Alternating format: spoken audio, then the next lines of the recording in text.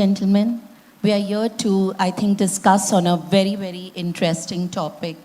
We are trying to see how industry and academia can collaborate together. Dr. Santosh has a presentation to show us, and we will then follow with a couple of questions to ask him. કેમ છો? મજામાં છો? જય ભરૂચ, જય ગુજરાત, જય Somaiya Vidya Vihar university. My presentation will not have any chemical locha in you because we have good chemistry between the university and the industry. I will start the presentation. The first is the video of the university. Please. Welcome to Somaiya Vidyavihar University, where innovation meets tradition. Discover a campus that blends modern facilities with serene learning environments. Join a diverse community of scholars, thinkers, and leaders. Experience world-class education with state-of-the-art classrooms and cutting-edge research labs. Engage in a vibrant campus life full of cultural, sports, and academic events. Our alumni are global ambassadors of change and innovation. Explore freedom of possibilities at Somaiya Vidyavihar University. Your journey begins here. Welcome to our founder, Sri Karamshi Bhai Jetabhai Somaiya, was an entrepreneur, was in business, but thought of contributing to the society by giving back and started the Somaiya Vidyavihar in 1942 with a small school, which is now grown to a university level. In 2019, university was formed, and this last year we got the NAC accreditation A for the university within 5 years with the 3 years of data. The motto what the founder has given is Jnana Devatu Kaivalyam, knowledge alone liberates, and this has now become the vision of the university. Our Chancellor, Sri Samir Somaiya, who is having education from Harvard and Cornell in chemical engineering, is also the chairman and managing director of Godavari Biorefineries Limited. So he is having the industry and education background, and that is helping our university to shape in a way which is useful to the society. Our Vice Chancellor, Professor Pillai, you have all heard him today morning. He is a very renowned polymer scientist and is the father figure in the university, guiding and forming the all policies and curriculum. We have 10 faculty of study in our university. I will highlight only few due to the paucity of time. Institute of Management, KJ Somaiya Institute of Management is a very known institute for management for students to take admissions. Why? Because it is AACSB accredited, which is like among 6% of B schools in the world are having this accreditation. We also have QS ranking for KJ Somaiya Institute of Management, which is ranked at 42nd across Asia in 2024, and other rankings, NRF and those things are there.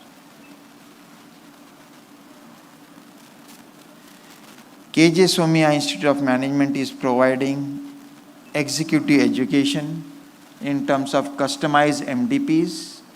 Some of the clients are listed here: Godrej, JB Pharma, Chemicals and Pharmaceuticals, which are also provided with customized degree programs, MBA degree programs for the employees of a specific company.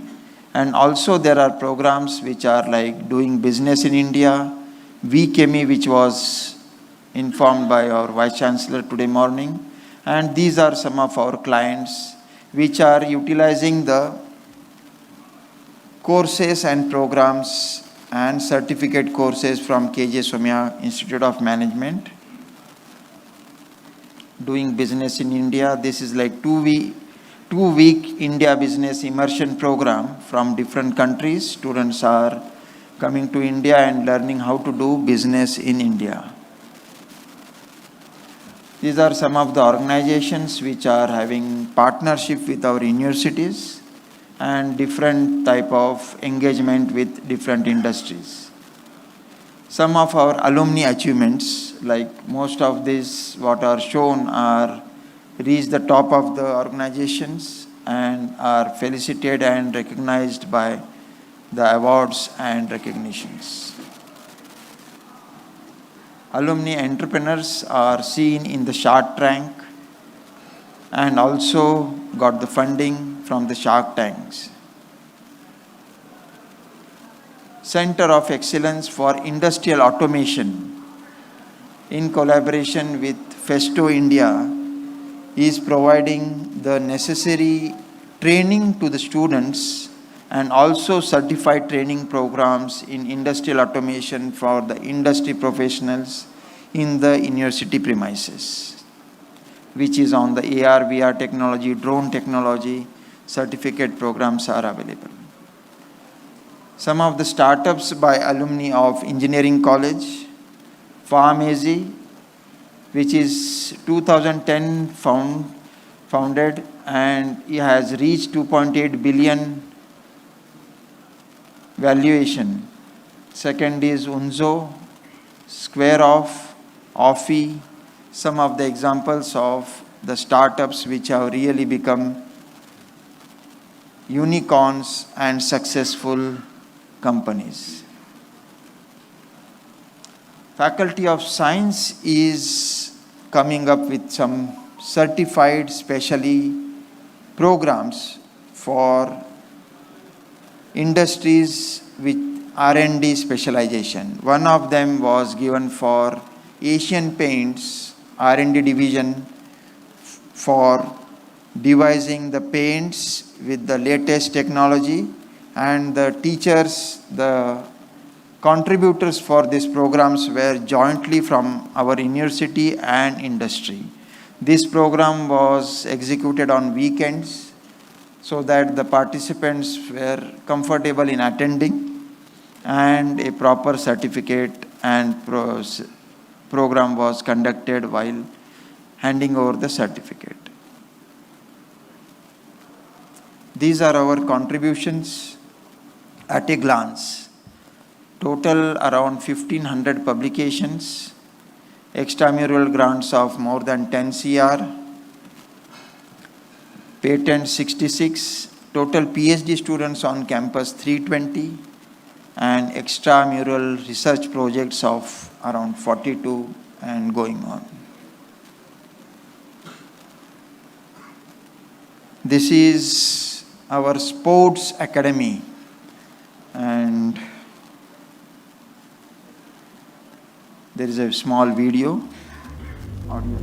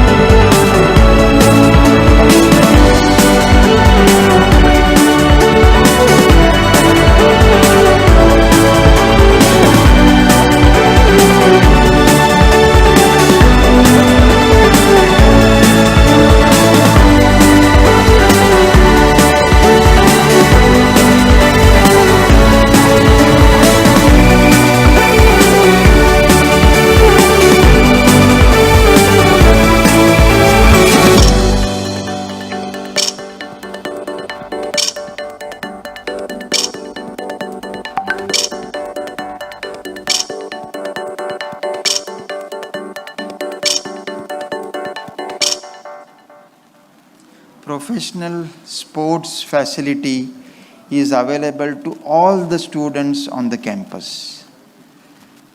From this academic year, we are introducing sports as one credit course in semester 1 and semester 2 for students to enroll in a sport of their liking and utilize the sports facility for their upgrowing and proper thinking. Shimatsu has set up a center of excellence in our university for analytical and measurement science. There is a center of excellence called Cascade, which is focusing on sustainable climate action and development engagement. This is in collaboration with Michigan State University, USA. Active funding, active collaboration, active involvement of the faculty members is there. This is regarding the farmers in Nareshwadi, Karnataka, and their yield from the field, increasing the yield from the field. Digitization of farm plots has been done. Around 13 lakhs plots have been digitized, and some summer schools were conducted. Next center of excellence is on drug design and discovery. This is with the SERB power. Green chemistry and sustainable industry technology. This center of excellence is under the guidance of Professor John Warner, who is known in the world as father of green chemistry. He is like a professor of eminence in Somaiya Vidyavihar University. There is a high-end central instrumentation and high-performance computational facility has been inaugurated last year, and most of the research scholars are utilizing this facility for computational research. This is our incubator, which is known as Riddle. This is having more than 300 startups. Some of the highlights are given: the Square Off and Offie, which has won the national award in 2020 from Government of India, DST. 300 plus total startups incubated, 3,000 startups impacted, 17,000 students trained, and in 68 countries. Institutional investors who invested in our startups are mentioned here. This is the proposed technology park which will host the Riddle and the startup incubation. Industry collaborations are basically on these 5 pillars: sponsoring education, which is done by Evonik and VChemie, industry readiness programs, capacity building, infrastructure development in the university, and collaborative research. University has done a trio conclave, R&D, academia and industry, triple helix model, which was very much successful and useful for both the 3 parties. These are our international collaborations with multiple countries and multiple universities. We also are very actively involved in social responsibility: Help a Child, Kitab Khana, Somaiya Kala Vidya, Nareshwadi. There is a program called Gatha, where the storytellers throughout the world are invited for a 3-day event on the campus. This is regarding the VChemie, which was informed by our Honorable Vice Chancellor in the inaugural. Lot of funding has come from BASF and ICC, Indian Chemical Council, and executed by Somaiya Vidyavihar University. Total 200 women from underprivileged background to pursue careers in chemical industry. This is what was discussed in the morning, why women are not there in the chemical industry. So this is going to bridge the gap. What is first batch of VChemE girls joined the chemical industry. These are the industry who have recruited. Second batch certification is also started and they are also recruited. In conclusion, we have so many agenda points, but for this conference, industry academia synergy is the topmost agenda. Why? Because synergy is ek aur ek 11, do aur do 5. So industry and academia, when they come together, it is not going to be simple addition, but it will be much more beneficial to everyone, including the society. This is our futuristic planned building for CIRAC, which is Somaiya Institute for Research and Consultancy, which has the theme of connect minds, cultivate ideas, create solutions. Thank you. Thank you for listening patiently, and I expect and offer all the help which a university can do for the industry. It can be consultancy, it can be research, it can be training, it can be collaborative activities which will result in optimization and sustainable solutions. Thank you very much.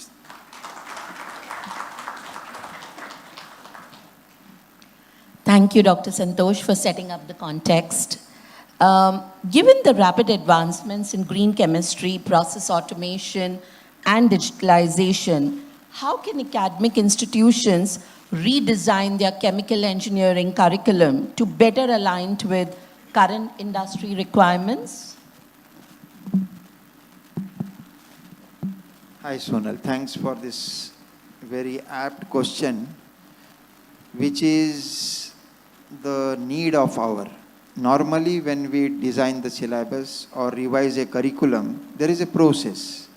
Every course has a course outcome. Around 5 to 6 course outcomes are there. And every program, for example, chemical engineering program has a program outcomes. Those are given by AICT. For engineering, they are around 12.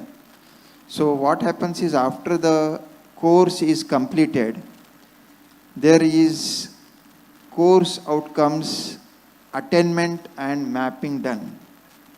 Whether the students have understood what was taught and how much they have understood, and whether that is mapping to the program outcomes of the program, chemical engineering.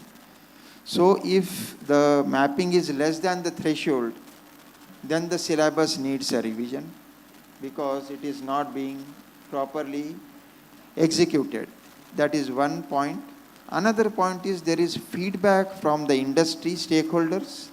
There are industry members in the board of studies. There are industry members in the academic council who also give the inputs. These are the trends in industry. These are to be included in the curriculum. So based on all these processes, the board of studies, which is the body which designs the curriculum, goes through the revision of the syllabus, and the revised curriculum is approved by the academic council and executed by the departments. Quite interesting. Dr. Mehta, I have my next question for you.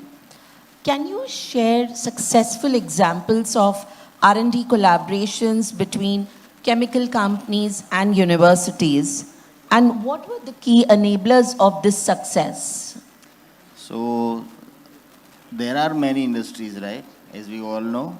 There are many universities, as we all know. But there are very few examples we have, right? So it is the pity or the, bad thing for that we are discussing today, right? So I can say few examples. You can say how these chemical leaders like BASF, Evonik, like Dr. Santosh said, and some, like Ashok Leyland is also some examples of collaborating with Madras IITs for some automotive, innovations with fuel injection systems and all that. But still, what is happening is that where potential is there, it is not getting encouraged. And many times, the people who are into the real world, so there is a gap as usual, as we know. So there is a course, there is a practice, and third thing is approach. So when we talk about any problem, when there is a problem from both of the side. If either of the side has, addressed the problem, then there will not be a problem. So if it is a problem, there is a lacuna from both the sides. And here, even though I am in the industry, I can tell you that it is the whole responsibility of industry first, not the academics. Academics is individual industry. They can run by themselves, but you cannot, right?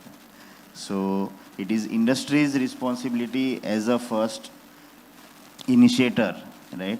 So either in the sense of, collaboration is required, in the sense of designing of courses are required, in the sense of, infrastructure, because we always, fight with the, scenarios. We don't have people coming from universities or schools, they are industry ready. And then we start, educating them, train them. So this is, Sonal ma'am, I think the, most, driving thing that we should understand. So these things are always there, which are required. Perfect. We've also seen, Dr. Mehta, that many breakthrough innovations in the lab fail to scale commercially. What steps can be taken to bridge this valley of death between academic research and market-ready chemical technologies? Because it's so painful to see them not Yes. getting commercialized. Yeah, so, so many planes getting launched, but they cannot fly many times. And there are many reasons, right, behind this. We all know so many things. So the first thing that, we all know, that first thing is scope or the clarity of idea is not there many times, because researcher coming from institute or organization, like what doctor said, they don't have, scope or a vision to make this thing workable in the market or either scalable, or you can say that commercialization. So that aspects are not very much covered in many of the curriculums. So first thing is scope. So, because of the, ideas are there. We have ideas, but we don't have, policies to cover up that ideas. Then second thing is, so many times many resilience come in between the things. Religion comes many times. We have seen that gene technology has developed far back, before many years. But we are using this gene technology for medication, for, rehabilitation, test tubes and all that come into the market before few years. Otherwise, somebody has made this, what they call sheep, before so many years. So it was, a religious aspect. So these things are also there, which, restricts the thing to scale up. These things, then main thing is the resource management is not there many times. Then also mentorships are not there. We see that many peoples don't get good mentors. So they make very good things, but it takes so much time to, get the technology so much, mature to get it up to the user level. Like internet we are using, right? So internet we are using since 1990s, but it was invented in 1960s, right? So we know that these things are made so many years before, but because of the issue with the commercialization idea implementation, these things has not come up. So this is the thing, and where if you want to cross this valley, I mean, I must say it should be the initiative from both of the side, but most from the industry side, I mean say, because they are resourceful, they are money rich people, right? So, and we have seen that in the past also we have lost so much of our, science and technology. हमारे पास विमान था, हमने कहीं पढ़ा था, रावण के पास भी था. So it is like that. So we lost the technologies when we don't conserve it and don't develop it. So that is the thing. Yeah, but it's quite disheartening to see religion coming in the way of products from conceptualization to commercialization. It is always there. I mean, we are bound with our religion first. So it is the only thing which is oldest one what we have conserved. And it is our, essence. So I think we should keep it with that spirit itself. It should be also the part. Sure. Dr. Santosh, in light of evolving safety standards, sustainability goals, and regulatory norms, how can industry and academia co-create lifelong learning modules for chemical professionals? Exactly. So this is what is very much need of the hour, lifelong learning. So learning is not the 4 years of your graduation and then bye-bye to your learning and then earning starts. It is like lifelong learning means we have to keep updating, upskilling. And there are many ways now. Today, there are so many courses available online, and also the industry is sponsoring their employees to upskill themselves and also have some sort of certification and graduation, post-graduation. Like I have shown in the slides, we have done the MBA program for Godrej Industries, specific. There was certification course for Asian Paints, for R&D point of view. So these are like lifelong learnings in association with the university. But that is not the end of it. It is like we have to also contribute. As Dr. Mehta said, industry has the resources. Industry, if becomes partner in the lifelong learning, then the outcome and outputs will be really manifold different than university academia doing alone. I hope I have answered. Yes, absolutely. I have another question for you, Dr. Santosh.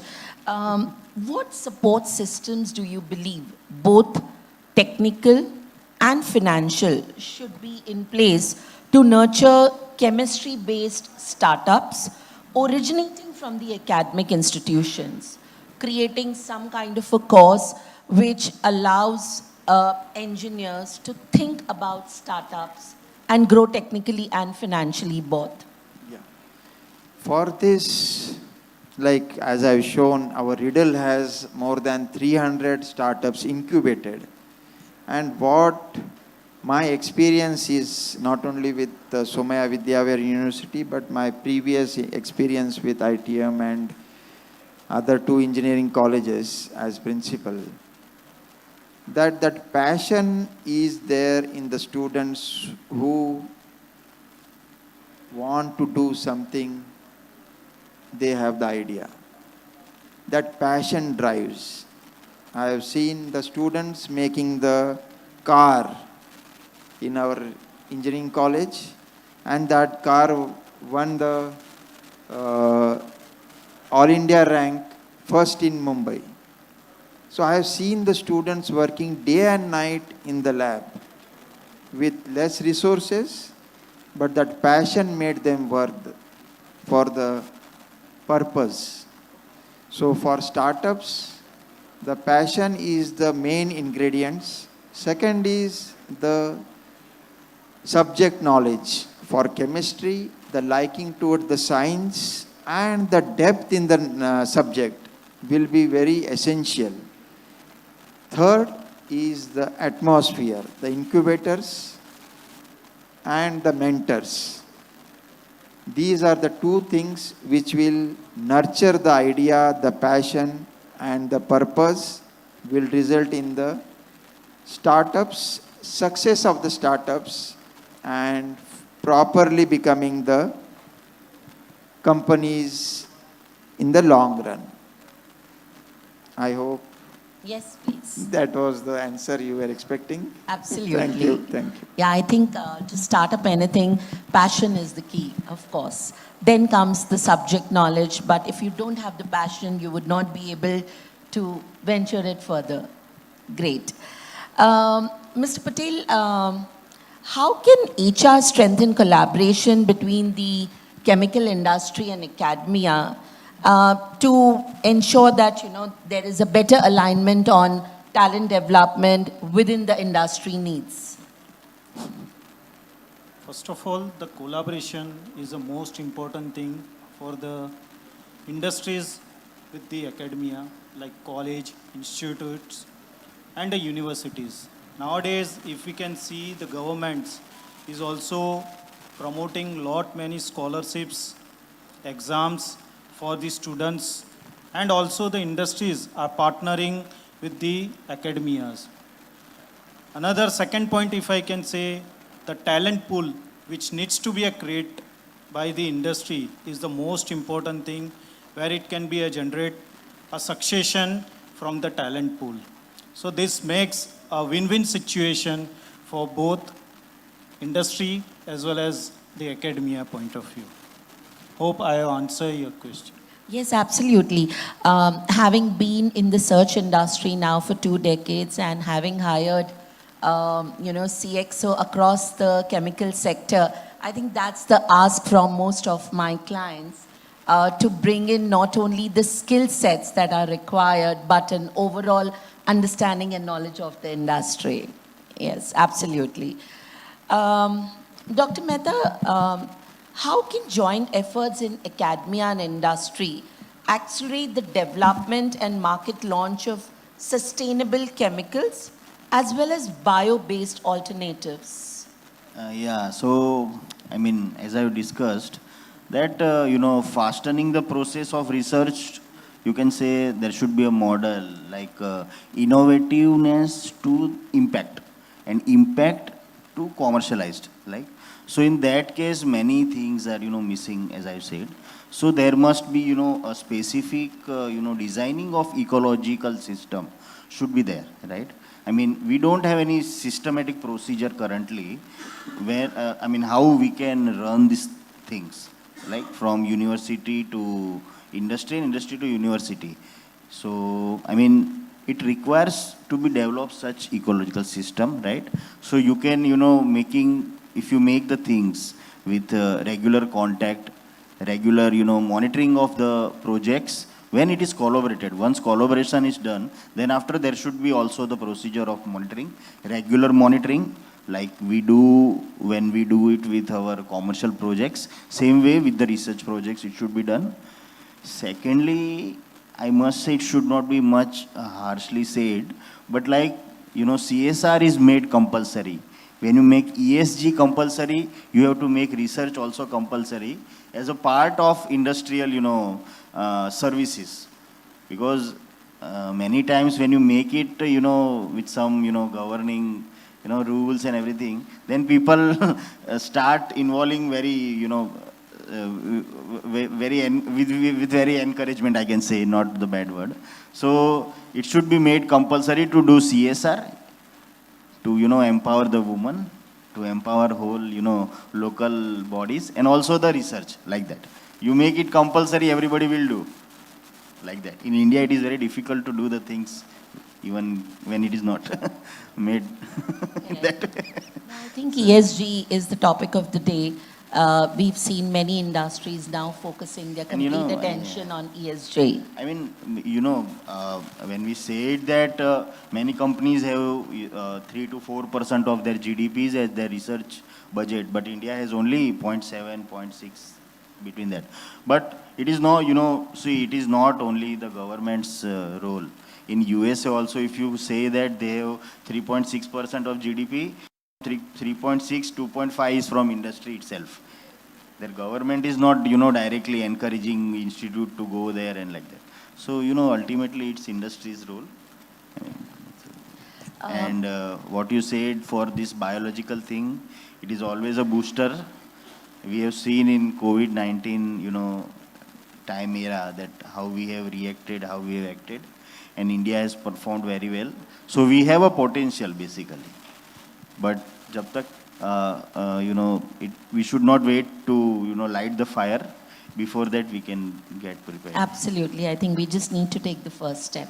I have one last question for Dr. Santosh, very, very close to my heart.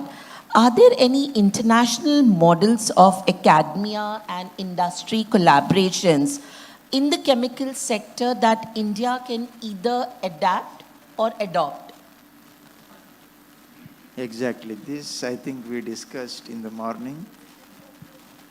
Our Honorable Vice Chancellor in his speech has talked about Max Planck Institute in Germany, which is directly having industry tie-ups. Not only Max Planck, but many of the universities like Stanford in USA, MIT in USA, they are like industry. Collaboration is not required. Industry is in the campus. So we are saying we need a collaboration. They have industries in the campus.